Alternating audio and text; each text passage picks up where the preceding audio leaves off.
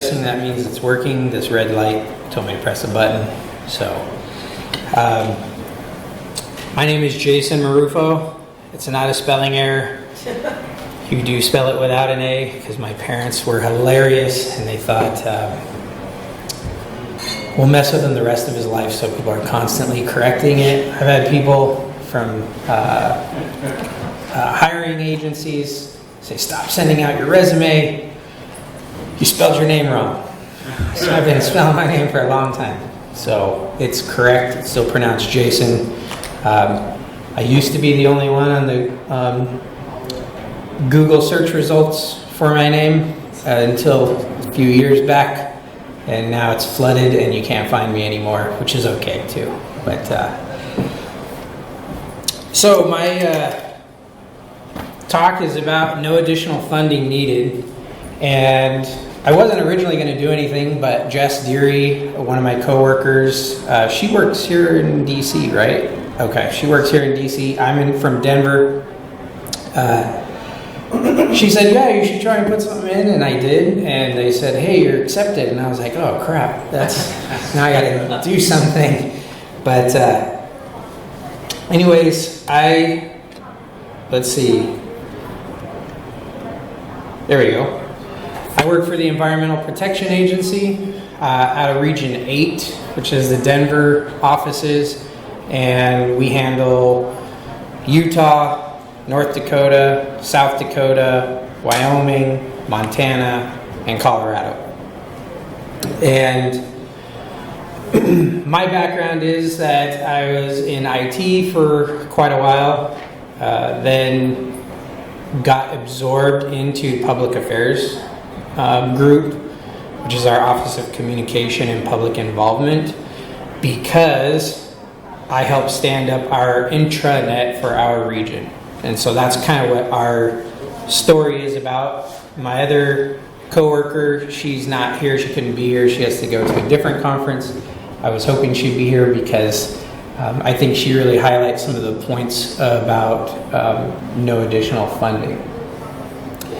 My background, I'm a veteran. I was in the Army. I was a mechanic.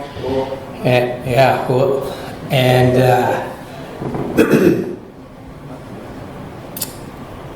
everybody else didn't want to work on electronics, and so I did.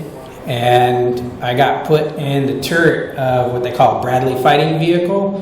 And so I didn't have to get dirty after that. And I was like, hey, this is pretty cool because I can be clean at the end of the day when you come out of the motor pool. So that turned into a life of information technology for me, kind of learning on my own. And then went to go on to get a degree in communications and then also get my master's in communications as well. So I have a Bachelor of Science. But my wife likes to say a BS in communication because I'm so good at it. And BSing, that is. Then got my master's, and that's when I finally transitioned over into the communications group.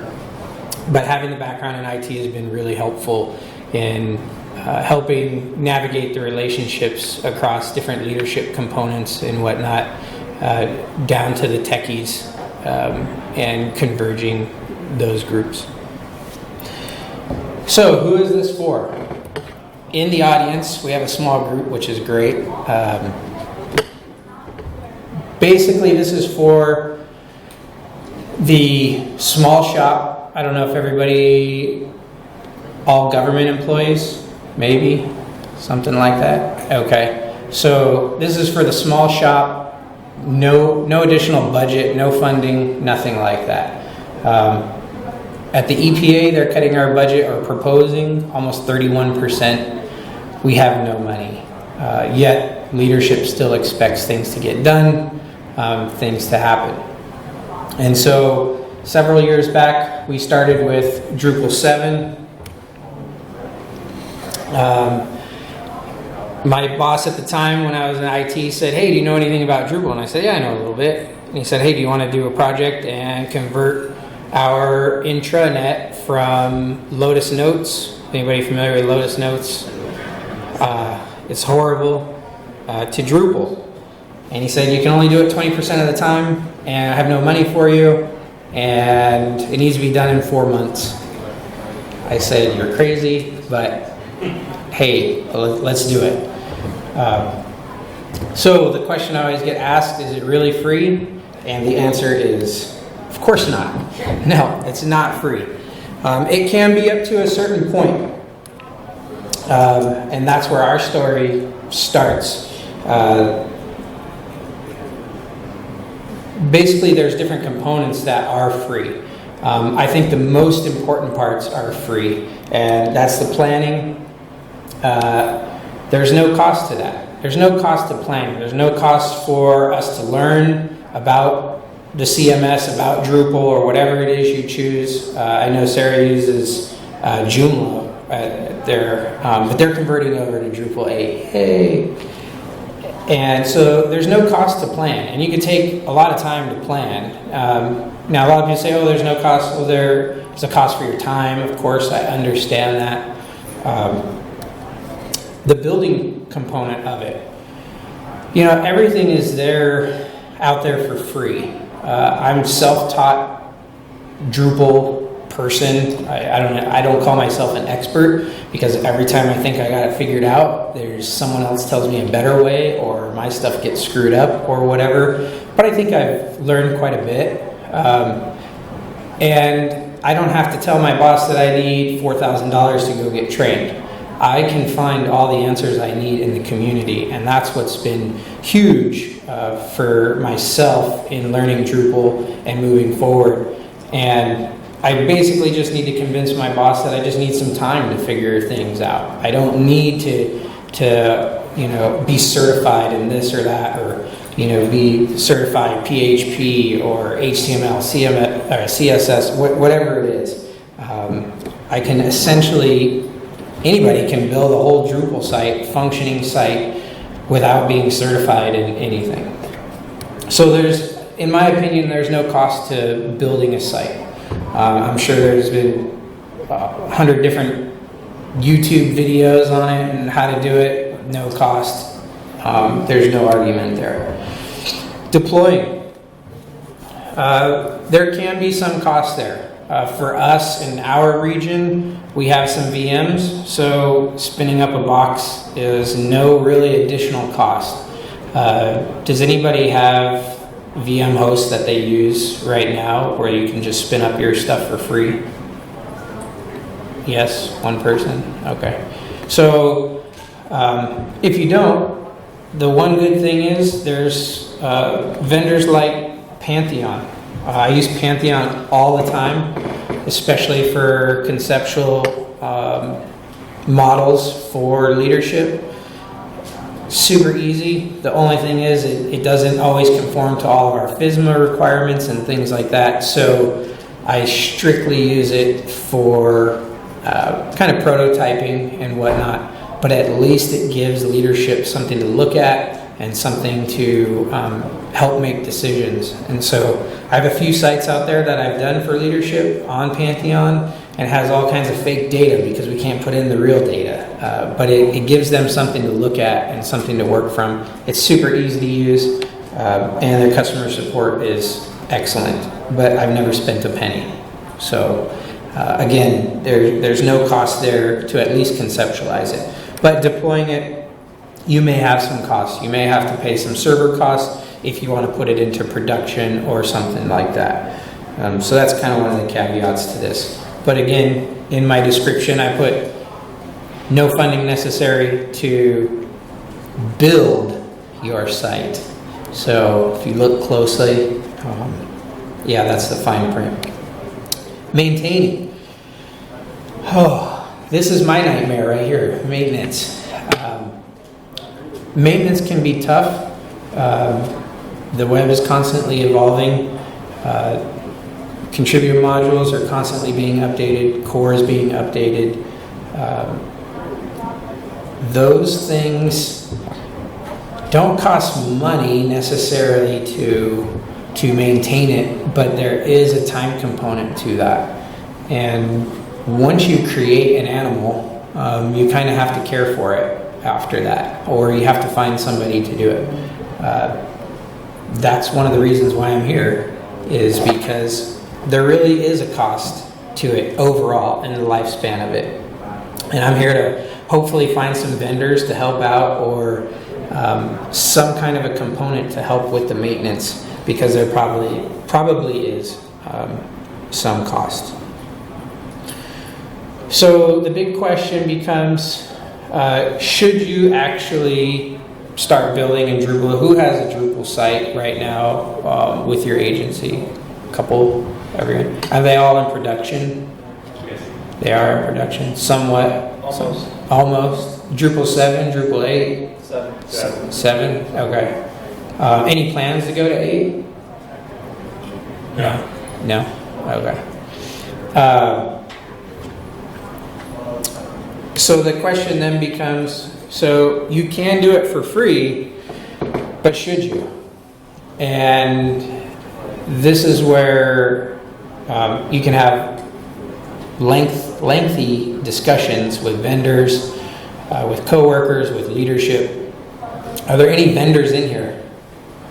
No vendors, okay. Because I was surprised. I was hoping to get some vendors so I could tell them that, we don't need them and this and that. But the answer is, yes, I think you should. And the reason for that is there's so many different reasons, and I threw a bunch up on a slide. Did we? Oh, okay. That's my slide, sorry. So if the answer is yes. Okay. Apparently Apple wants to do its own thing. But I'm not an expert, so I'd rather hire someone. And I totally get that, and I understand that, but I don't know about other agencies, but every single year our budget for IT, our budget for communications is constantly just going away, little by little by little. However, everybody still needs the information, and so I don't quite understand where leadership is going with that. But it's something that we constantly have to deal with. When we proposed to our director that we were going to move to Drupal 8 from Drupal 7, we've been on Drupal 7 for almost 5 years now. He said, well, is it necessary? Well, it is necessary at some point. Do we have to right away? No, but I think we should be ahead of the game. We should be learning about it as it evolves, not waiting for it to happen. And then there is going to be a huge cost component, and we have no idea how to do anything because we haven't been paying attention to it. We haven't been training ourselves. We haven't been learning about what's evolving in the community. And so now we're moving to Drupal 8. And we're trying to do that with no cost. We are getting some traction within our agency. There's other regions that are coming together and starting to realize the long-term cost benefit of developing in Drupal, and then also having an internal community. Jess Deary, who's, you might have heard her speaking every once in a while. She's one of the big contributors to the conference. She's been an integral part in making it known in our agency that that's what we want to use. Other coworkers like Sarah, saying, hey, we're going to move forward with this and go into Drupal 8 and do whatever it takes. I don't know. What's your budget like? Nothing. 0. All right. Just me. Yet they're still doing it. And that's what's great about it, is that you can do it. So there's some, why would you want to do it yourself? And so I have I was trying to put a ton of different bullet points that would just, there's so many of them. And we could go on and on and on here. you know, I was trying to make it so there would be so many you couldn't even read them anymore. But there's so many reasons that you would want to go forward with it without the budget and make it happen. And there's a couple of reasons for that. Once you get to a point where you've created something great for your agency, for your program, whatever it is, they can see the value in that. Then you have an argument and a case for increasing a budget for that information, which is really important. Once you do start working with a contractor, if it comes down to it, they're going to appreciate you because you know more about it. They don't have to try and spoon feed you the information and teach you. That collaborative effort between you and a contractor is going to be that much greater. So you're not going to have the waste that happens when there's a miscommunication about the meaning of what theming is and whatnot, and design and development and custom modules and whatever it is. As the person procuring the services, it makes you that much more knowledgeable. So there's so many different reasons why I think you should do it. So back to our story, there was two of us, my coworker Whitney and myself. We spent approximately 1 day a week, and we went through and we planned. And that was probably the biggest component, because we really got to stop and think about, what do people really need? When we went from Lotus Notes, it was the Wild West. There were just tons of pieces of content, no design to it. Anybody could do what they want. No 508 compliance. Just whatever it was, if you could figure it out, you could throw it on there. There was no moderation happening, nothing. It was truly horrible, and yet, we're an agency that had an $8 billion budget, and we have, in my opinion, a really crappy, intranet to deliver information. And so, when you sit down and plan and take the time to do it, you can get rid of all those unnecessary components that you don't need. Somebody says, I really need to put this document here, and I need to be able to tell people this information, and this always needs to be here. We started to,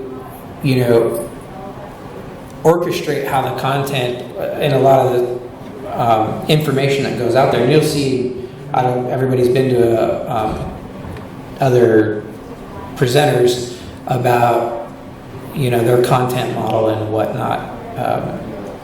Those are all really important, and that doesn't cost you any money. You don't need necessarily an agency, a vendor to tell you how to do that. They're essentially going to come in and ask you all the same questions that you're going to ask your coworkers. What do they need? So why are we spending money on it? Now, the argument is, well, they're professionals at it. They can see things that you don't, and I get that. But again, this was, in the midst of, you have no budget. We're not going to give you a budget. We don't care how important it is. You're not getting money. And so how do you do that? You have to do it at some point. You just got to jump in and do it. And it's kind of fun because it's different. When you get through that process and you've done all the heavy lifting and you've done the hard work and you're tired at the end of the day and nobody understands what you're going through and you're trying to learn Drupal and you're all these different things, that's a huge intrinsic reward that you get when you're done with it. And I think your coworkers will appreciate that as well. And the byproduct of that is you're learning a new skill. You're getting all this out of it. And so the planning process for us was huge. It took a little bit longer than we wanted. It took about 4 to 5 months. Again, that was 1 day a week, just the two of us working on it. That was surveys going out, and really distilling down to what was most important for us putting information out there and how we were going to manage that information. And the building component. So I started with Drupal 7. I didn't start with Drupal 6, 5, 4, all that. I started with Drupal 7 with basic knowledge of HTML and was essentially self-taught. YouTube, the chat channels and whatnot, going to meetups with different user groups, anything I could to learn about it. And putting a site together is not as difficult as you would think, and everything is available out there to you. Has everybody built their own site, or was it turnkey, somebody gave it to you and you just manage content? Everyone built their own sites. Okay. And so, if you build your own site, learning about it, just the basics of it, I've seen a picture, I don't know where it's at, because again, my slides are not super impressive like all these other ones, because I don't have a budget for great presentations, right? I don't have the time to do all that. I'm just kidding, that's because I'm lazy. But there was an image of the Drupal learning curve, and it's like everybody going to this wall, basically, or a cliff or whatever, and it's very true. And at one point, it just clicks, and all of a sudden, you know what you're doing, and then the next day, that changes, and you're back to where you started. So then the deployment piece of it, that's always been the tough part. We're fortunate that we have the virtual servers to do everything. Now there's cloud.gov, which is making it a little bit easier. Is anybody using cloud.gov for anything? I think you can still get free accounts with them to host some stuff. And I believe it already meets all the FSMA requirements and everything, so you can jump right in there. It's a little bit trickier to get into that, but it's something that's available to government employees for spinning stuff up. Kind of like Pantheon, but it's a little more involved. So the deployment part for us, there was no cost. So we're fortunate there. So I can't really speak to what everybody's doing for their deployment component of it and the cost of that, but that's one of the caveats, is that once you actually deploy it, you may incur some additional costs. And then that part of it took us, probably the deployment part, I would say a good month to do that. We don't have anything spectacular. We don't use Varnish. We don't use, any CDNs or anything like that on our internal sites. We host for approximately 600 employees using it locally in our region, and then there's approximately, we have 15,000 employees, but I would say maybe another 100 from other regions actually touch our site. So Drupal out of the box can handle a small intranet without any fancy bells and whistles, no Akamai services or anything like that. On the external site, yes, they use all of that. And it's $1 million platform or whatever that was stood up for that. But you don't need that for a small regional site. You can, right out of the box, Drupal can handle it with a decent server. And so again, there's no funding there. I mean, you don't really need a whole lot. You don't, need Pantheon services. You don't need whatever agency is trying to sell you something. You don't necessarily need that to make it happen. Now, if you're public and the keynote speaker from yesterday and they were talking about the ACLU, yes, and you're going to have that much traffic, you're going to need some more infrastructure that's going to cost you a pretty penny. But for the small shop, 1, 2, 3 people serving, a couple hundred, few hundred to even a few thousand users, you should be fine right out of the box. Unless anybody else has had trouble with that, but we have never had any trouble. No downtime on our server except when I screw things up. It just works all the time. The maintenance component then, that's been the nightmare for us. That's where we were naive. That's where we didn't understand what it was going to take down the road and the cost of it. So when we originally were looking at Drupal and saying, oh yeah, we can do it for free, we did do it for free, and we deployed it for free. Maintenance is a nightmare because our time equates into money. So once you create something, you become the admin. If you can't dish that off on somebody else, somebody's got to do it. That means it takes time. For me, and probably for Sarah, that's us. And so we're stuck with maintenance, core updates, contributed module updates.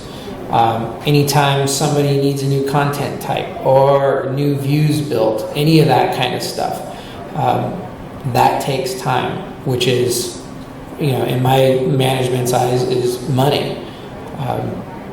So I think that's the one thing that I think it's important to understand when you're going to stand something up is look on the backside, the long-term maintenance cost. There will be some cost, at least at minimum, in time.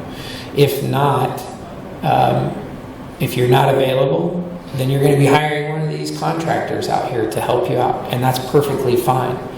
The good thing about you building it yourself and doing it yourself at no cost is now you understand how it works. You understand exactly the services that you need from a vendor so that they're not selling you something that you're not going to use, which to me equates into taxpayer money.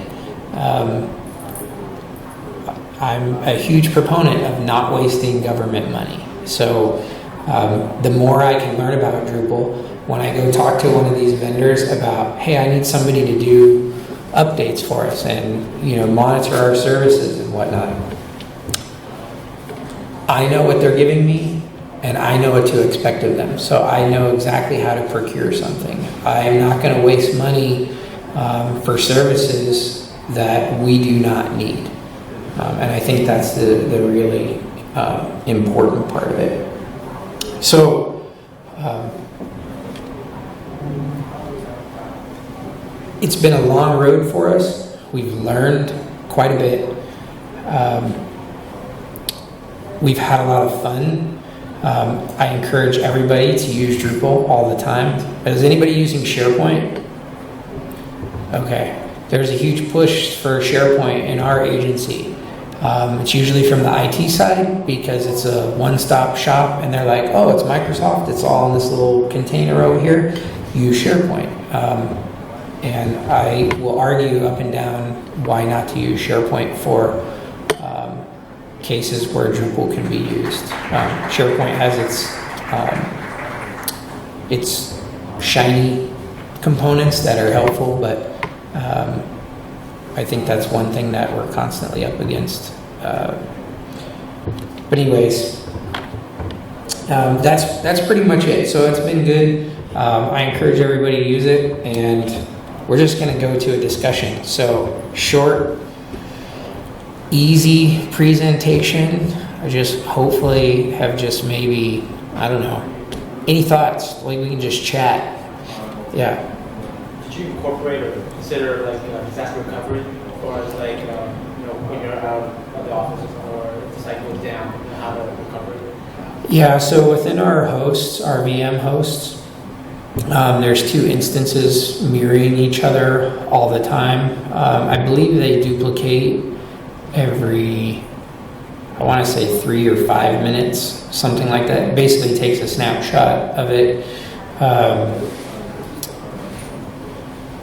But for the database, I think they're on a 24-hour schedule, so we lose stuff from 24 hours previous for any new content was added. But like I said, we're probably adding 1 or 2 pages a day of content and making changes to maybe 5 nodes a day. So we're small time in that sense. So if something goes away, we just recreate it if we have to.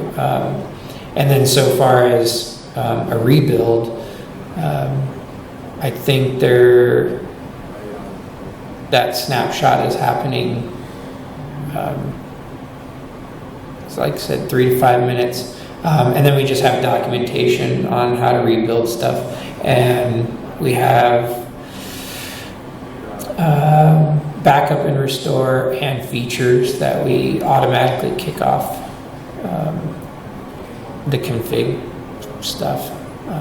And that's about it. So there's not a whole lot to it, but I think we'd lose maybe a day worth of changes at the most. And that was about it. So if that you did go down, do you have something in place that you can go down at 11 o'clock when you're at home sleep? Do you have something in place that tells you you're down? So SMS type of feature?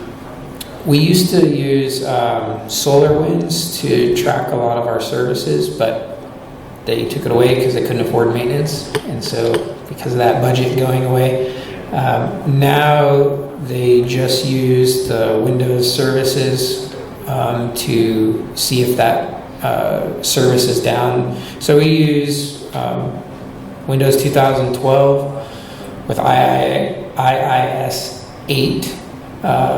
And so when that service goes down and it says it's not available, it'll ping our sysadmins.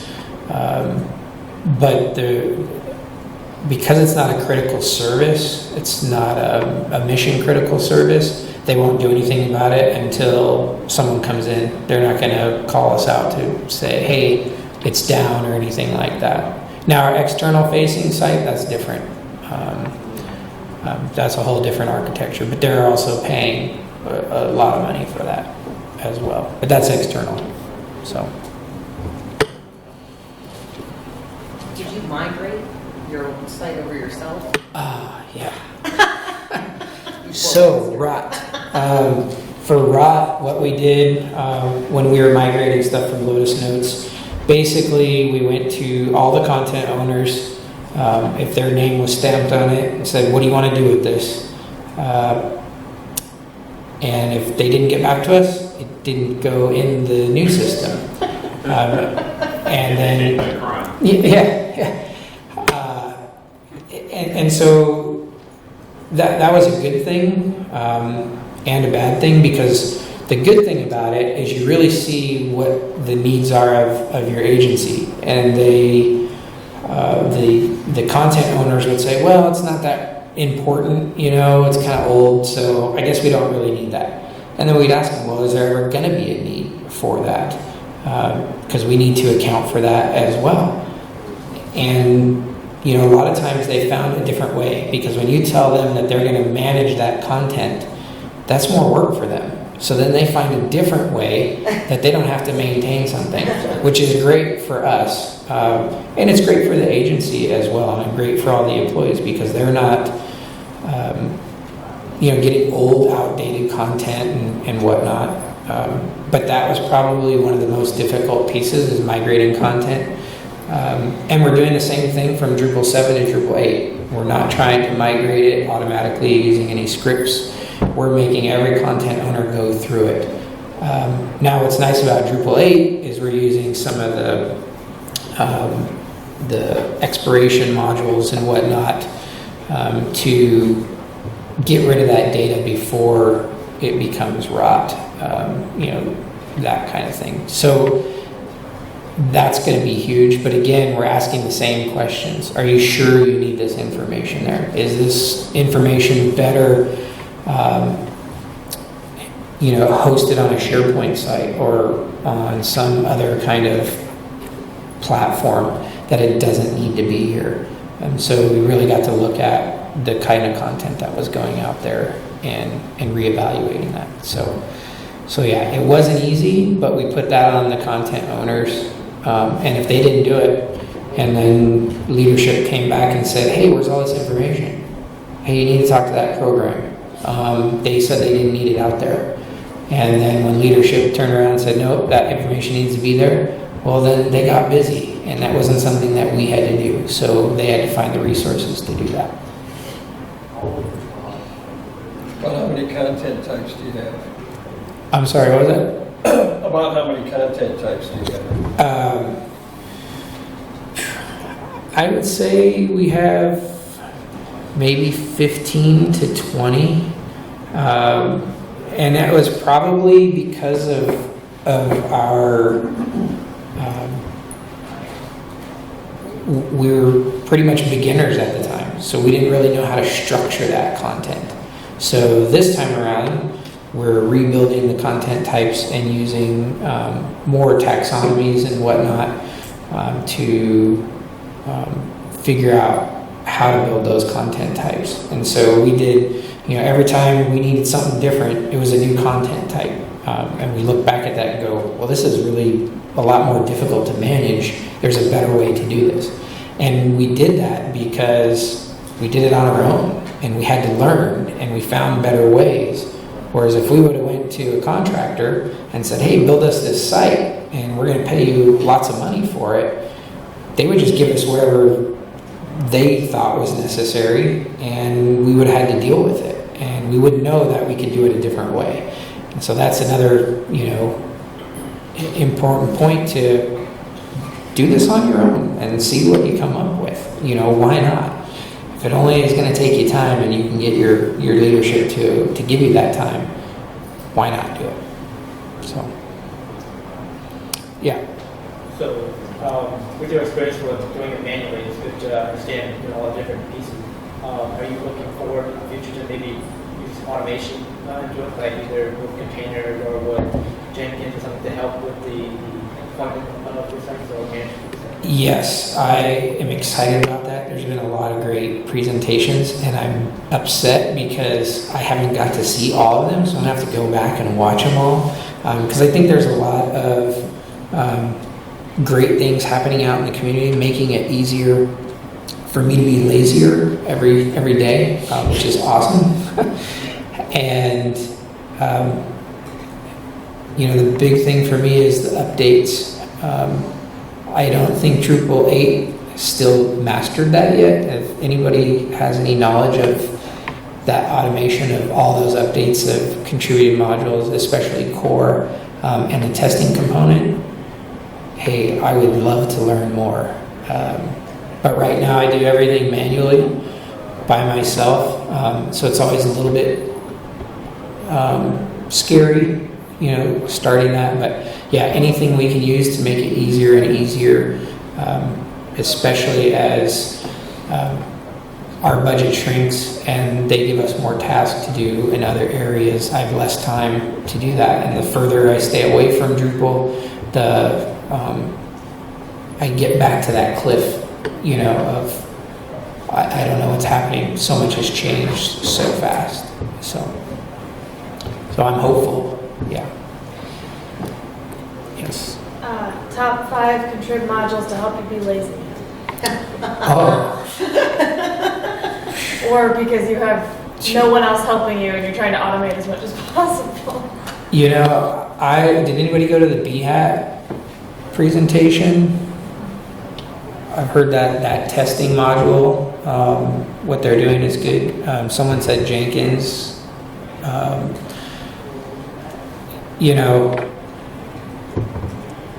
The tough part for me, I really wish I could know more with the command line and using Drush and Composer, especially in Drupal 8, but those are things that you really got to learn. And I always hear stories about Composer. It's being, it's tough. I would say my favorite contrib module, honestly, is things like the admin toolbar. Simple things like that. Do you use rules? A little bit, not all the time. When I do some personal stuff with commerce, Drupal commerce, things like that, I'll get into rules, but I don't use too much rules. I try and, that's another thing I should have mentioned.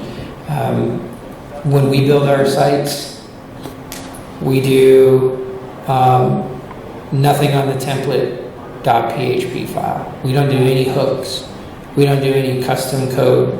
We do everything out of the box. And the reason for that is if I get hit by a bus or I win the lottery, somebody can easily go in and take it over. Any vendor can come in and go, oh yeah, this is, we can manage this. We can someone used the word rescue that site. So I make it a point, and it's also for my coworkers that have more limited knowledge of Drupal, that they're not held hostage by some custom code. I think that's important, and so I make it a rule to figure out a way to do it without doing any custom code. So basically all site building out of the box whenever I can. And if it can't be done, I tell our leadership, hey, we're not going to do that. We're not going to implement that because the only way I can do that is by hacking this or, doing something else. So I don't do that. Any other stories anybody wants to share? So, well, this is a question for you because you took the non-traditional path to learn Drupal opposed to doing the $4,000 courses or anything. So, if you didn't have that restraint of a budget from your organization, would you have went that route, or you prefer the way? So when I was starting out, I think it was about 2011, 2012, and I didn't really know anything about Drupal. I think I downloaded the Acquia desktop, whatever, and spun up a site real quick, and that was, the first thing I started doing. But there was really no training out there. I think training has started in the last couple of years, agencies popping up and actually doing it. And so if I could,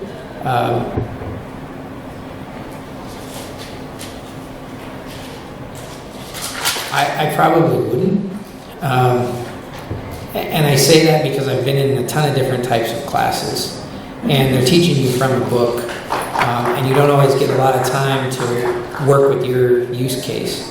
And I think there's a lot of wasted money there. And so I'm real big on user groups and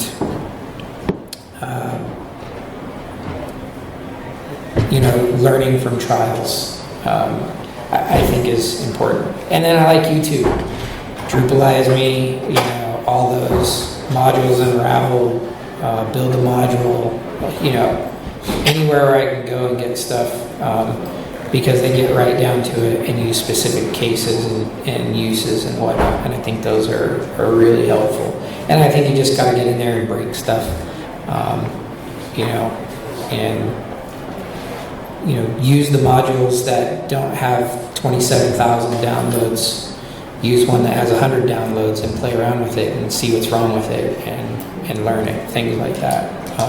I think you'll learn more, I guess is what I'm saying, where, they have an agenda. They got to make sure everybody in the classroom is on the same page. And so you can waste a lot of time and money, I think, in classes. But so to answer the question, I would not go that traditional route probably. But that's just me. That's just personal. Yeah. We're good? Yeah. Well, thanks everyone, and hopefully something different.